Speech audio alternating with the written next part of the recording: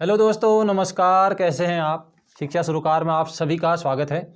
साथियों, उत्तराखंड की सभी एग्जाम्स के बारे में अपडेट और नई भर्तियों की जानकारी इस चैनल के माध्यम से आपको सबसे पहले दी जाती है और ये चैनल आप सभी अभ्यर्थियों को समर्पित है।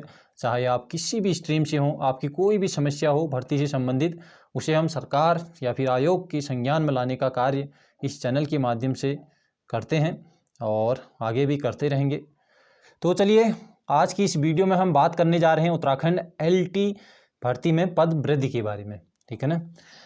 और तो साथियों, जैसे कि कुछ दिन पहले मैं एक वीडियो बना चुका हूं और आपको बताया था कि एलटी भर्ती परीक्षा में वर्तमान में जो चल रही है, इसमें पद वृद्धि के लिए कुछ अभ्यर्थियों ने मुख्यमंत्री को प्रार्थना पत्र सौंपा था, ठीक है ना। और उनसे मुलाकात कर मुख्यमंत्री की ओर से आश्वासन दिया गया था कि इस विषय पर हम ज़रूर कार्य करेंगे और कोशिश करेंगे कि वर्तमान में जो एलटी की भर्ती परीक्षा चल रही है, इसमें कुछ रिक्त पदों को सम्मिलित किया जाए। एक बार पुनः समय आ चुका है कि मुख्यमंत्री जी को अपने इस विषय को फिर से याद दिलाया जाए और दोबारा उनसे मिलकर इस विषय को उनके संज्ञान में फिर से रखा जाए, है ना। क्योंकि अब चुनावी माहौल गरमा रहा है और आप जानते ही हो सकता है इस युवा सरकार को, इस वर्तमान सरकार को अभी पद वृद्धि का ये बीएड टीटी युवा बेरोजगार प्रशिक्षुओं का जायज़ मामला याद न रहा हो, है ना, कहीं भूल ना गए हों, तो उनको फिर से स्मरण कराना होगा अपने इस विषय को। और ये जायज़ मामला भी है साथियों, और इस विषय पर अब आप सभी को संगठित होकर के मुख्यमंत्री जी से बात करनी होगी और उन्हें एक ज्ञापन पुनः और सौंपना पड़ेगा। साथियों, मैं देहरादून से काफ़ी दूर हूँ, तो मेरा देहरादून आना संभव नहीं है अभी।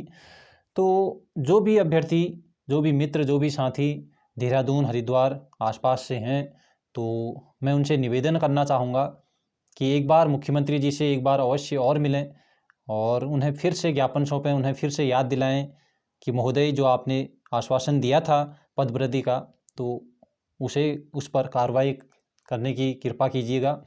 तो ये संभव है, ये संभव तभी है साथियों जब आप लोग इसमें सहयोग देंगे, आप लोग सपोर्ट करेंगे, आप लोग साथ देंगे, गवर्नमेंट को इसको याद दिलाएंगे। और इसका एक ही अब निष्कर्ष यही है कि जब तक आप लोग फिर से मुख्यमंत्री आवास कूच नहीं करेंगे, मुख्यमंत्री जी से नहीं मिलेंगे, उन्हें पद वृद्धि की जो ये मांग की गई थी उसे फिर से याद नहीं दिलाएंगे, तो ये संभव नहीं है साथियों तब तक कि इसमें पद बढ़ोतरी होगी, ठीक है ना। तो साथियों, मैं आपको ये एक बार पुनः याद दिला दूं कि 2010 में एलटी की जब वैकेंसी आई हुई थी तो 1962 पद उस समय आए हुए थे, ठीक है ना। इतने पद थे और ये कम पद माने गए थे उस टाइम पर, और इसमें फिर से पद बढ़ोतरी की गई थी। रिजल्ट के समय पर उसमें 25% की पद बढ़ोतरी हुई थी, ठीक है ना। तो फिर 2014 में वैकेंसीज आई 3094 पद, ठीक है। ये तो इतने पद काफ़ी होते हैं, ठीक, तो इतने अच्छे पद माने जाते हैं। फिर से 2017 में ये वैकेंसीज फिर कम होनी शुरू हो गई, 2014 में 1200 मात्र, और उसके बाद फिर पुनः 2000, अब जो हम वर्तमान में जो भर्ती प्रक्रिया अभी चल रही है, इसमें देखते हैं 1431 पद। तो ये धीरे धीरे कम होते जा रहे हैं, ठीक है ना। जो कि रिक्तियाँ काफ़ी हैं अभी राज्य सरकार में। अगर केवल एलटी वैकेंसीज पर हम बात करें तो लगभग नहीं, 2269 लगभग इतने पद प्रमोशन से लेक्चरर बन चुके हैं, ठीक है ना।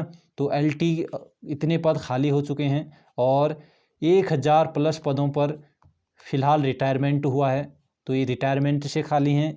और 2020 में जब एलटी की वैकेंसीज आई हुई थी तो उससे पहले भी एलटी के लगभग 2500 प्लस पद रिक्त थे उससे पहले भी, ठीक है ना। जो वैकेंसीज अभी निकली हैं इसके अलावा भी 2500 पद लगभग इसमें रिक्त थे।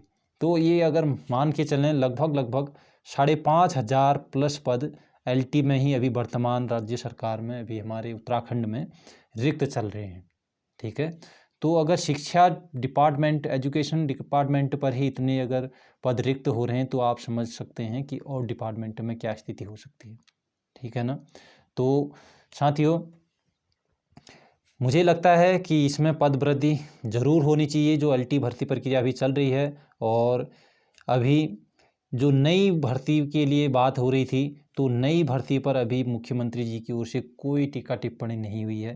तो अभी नई भर्ती पर कोई भी बात करने से सामने नहीं आ रहे हैं, ठीक है ना।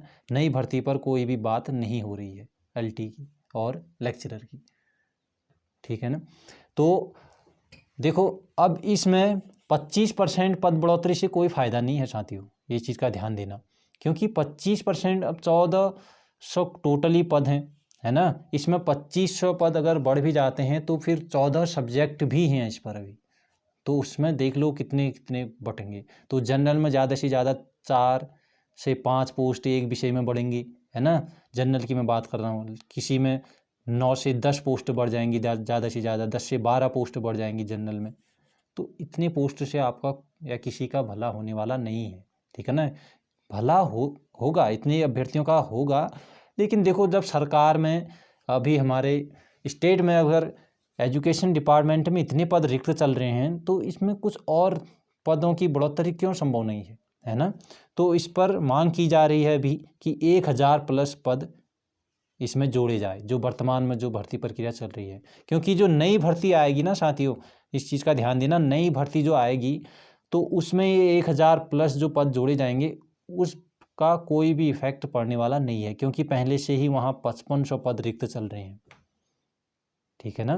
क्योंकि 1400 में अगर 1000 और जोड़ देते हैं तो लगभग 2400 पदों पर ये वैकेंसीज मान सकते हो आप। तो 2400 भी कोई बड़ी बात नहीं है, तो 2400 पद होना ही चाहिए, ठीक है ना। तो बेरोजगारों का जो प्रशिक्षित जो बेरोजगार हैं जिन्होंने LT का एग्ज़ाम दे रखा है, उन सभी की एक ही अब मांग है कि 1000 प्लस पद जो हैं इस LT भर्ती प्रक्रिया में जोड़े जाए। तो इसी का ज्ञापन पुनः अभी और सौंपना है। तो जो भी साथी, जो भी मित्र, जो भी दोस्त अगर नज़दीकी क्षेत्र से हैं, देहरादून से हैं, हरिद्वार से हैं, तो वो लोग मुख्यमंत्री कार्यालय ज़रूर पहुँचे। मुख्यमंत्री जी को इस बात की पुनः फिर से उनको ज्ञापन सौंपा जाए। और 25% पद बढ़ोतरी की अब बात नहीं है, अब बात है 1000 प्लस पद इसमें जोड़ने की, ठीक है ना। 1000 प्लस पद इसमें जोड़ी जाए। अगर नई भर्ती की बात नहीं कर रहे हैं तो पद तो बढ़ने ही चाहिए, है ना। तो नहीं तो नई भर्ती की भी यहाँ पर होनी चाहिए थी बात, लेकिन भर्ती की कोई बात ही नहीं कर रहा है और मुख्यमंत्री महोदय इस पर बात करने से पीछे ही हट रहे हैं, है ना।